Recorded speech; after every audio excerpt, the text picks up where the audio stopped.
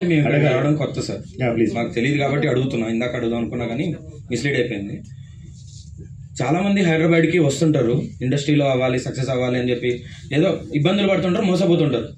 అసలు ఇలాంటి వాళ్ళకి సహాయం చేయాలని చెప్పి మిమ్మల్ని ప్రేరేపించిన సంఘటన ఏంటి సార్? చెప్పాను ఆల్రెడీ.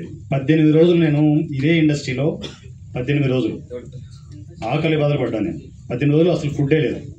18 రోజులు ఫుడ్ లేకపోతే మనిషి అట్మాస్ఫియర్ ఎలా ఉంటుంది? ఓన్లీ ఎముకలు ఉండి జస్ట్ స్కిన్ పైన ఉంటుంది. ఆల్మోస్ట్ నేను చనిపోతానేమో అనుకున్నాను ఆ టైంలో. సో అక్కడి నుంచి నేను రీబ్యాక్ అయ్యాను. నన్ను నేను మోటివేట్ చేసుకుంటూ క్వశ్చన్ అడిగారు. అక్కడ మొబైల్ చూస్తూ కూర్చున్నారు. డార్లింగ్ ఏం వింటున్నారు? వినాలి క్వశ్చన్ వినాలి కదా.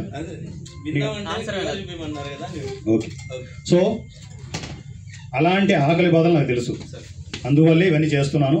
పైగా ఇక్కడే కాదు, మొత్తం టోటల్లీ మేము ఏం చేయాలో అంతా నెట్వర్క్ అంతా ఫామ్ చేయాలని చెప్పేసి పొలిటికల్గా కావచ్చు, ఇటు కావచ్చు, మొత్తం అంతా స్ప్రెడ్ చేసుకుంటూ వస్తున్నాం.